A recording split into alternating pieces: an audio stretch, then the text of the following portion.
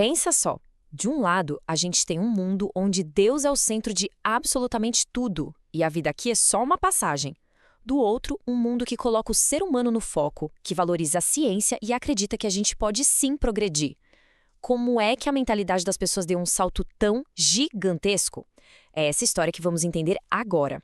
Olá! Hoje a gente vai mergulhar na história do Renascimento. E olha, não foi só um período que mudou a arte e a ciência, não. Foi um movimento que, no fundo, reprogramou a forma como o ser humano se enxergava e enxergava o universo. Foi uma baita revolução que começou, antes de tudo, dentro da cabeça das pessoas. Mas para a gente entender essa explosão que foi o Renascimento, a gente precisa dar um passinho para trás, voltar para um mundo que tinha uma lógica bem diferente. Uma visão de mundo que a gente chama de teocêntrica, ou seja, com Deus no centro de todas as explicações.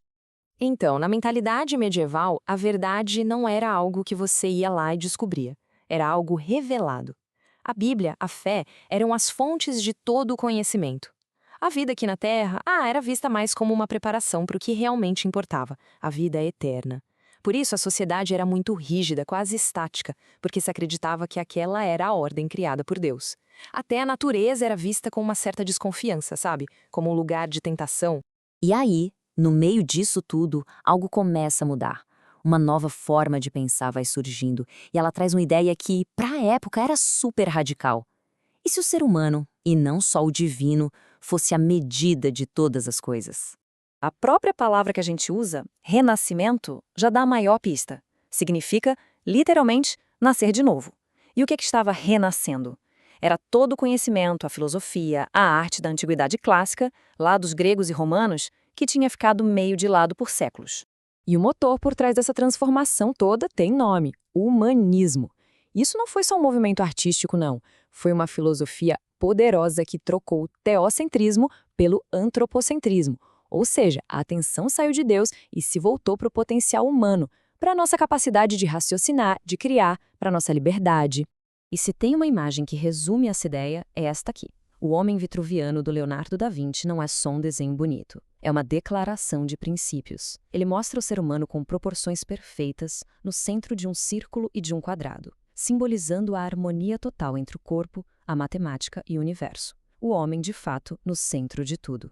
Essa nova forma de pensar não ficou só nos livros de filosofia, claro. Ela simplesmente explodiu em cores, formas e texturas. A arte foi, talvez, o palco mais visível dessa revolução que estava acontecendo. E a diferença é gritante. A arte medieval queria ensinar uma verdade religiosa. As figuras eram mais simbólicas, sabe? O tamanho de uma pessoa no quadro dependia da importância dela, não da perspectiva. Já a arte renascentista queria mostrar o mundo como ele era visto, de forma realista. Ela foi buscar a beleza na própria natureza e na experiência humana. Olha só esse contraste. De um lado, a arte medieval, mais rígida, simbólica. Do outro, o nascimento de Vênus, com movimento, emoção, corpos com volume, uma cena que celebra a beleza, a mitologia clássica. É literalmente a passagem de um mundo de ideias para um mundo de observação. E como é que os artistas conseguiram fazer isso? Não foi mágica, foi ciência pura. Eles desenvolveram técnicas como a perspectiva, que cria aquela ilusão de profundidade numa tela que é plana. Eles estudaram anatomia, mas estudaram para valer, dissecando corpos para entender os músculos, os ossos, e dominaram o uso da luz e da sombra, o tal do claro-escuro, para dar volume para as figuras. A arte e a ciência andavam de mãos dadas sem dúvida.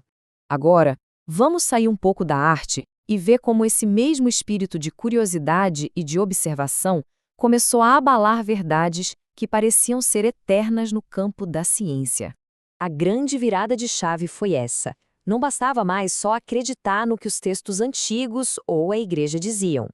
A nova mentalidade científica exigia provas. A verdade precisava ser testada, observada no mundo real, comprovada com experimentos. E os resultados disso foram espetaculares. Novos instrumentos científicos foram inventados. O conhecimento do corpo humano avançou absurdamente com a dissecação. O mapa do mundo foi redesenhado com as grandes navegações. E até mesmo a ideia de que a Terra era o centro do universo começou a ser posta em dúvida por gente como Nicolau Copérnico. O universo deixou de ser algo apenas para ser aceito e se tornou um lugar a ser explorado. Essa frase aqui, resume tudo de forma perfeita. O ser humano, com sua capacidade de pensar, de raciocinar, de fazer ciência, passou a ser a principal ferramenta para entender o mundo. A razão humana virou a nova régua para medir a realidade.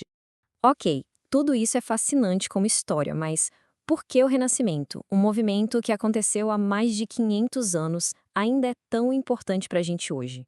Porque o Renascimento não foi um evento isolado, sabe?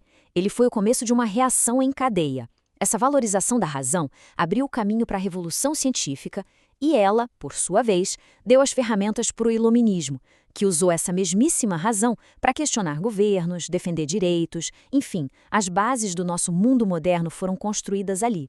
Pensa bem, a ciência que permite a tecnologia que a gente usa todo dia, as ideias de liberdade individual que defendemos, a importância que damos ao pensamento crítico na educação, tudo isso tem raízes bem profundas lá no solo fértil do Renascimento.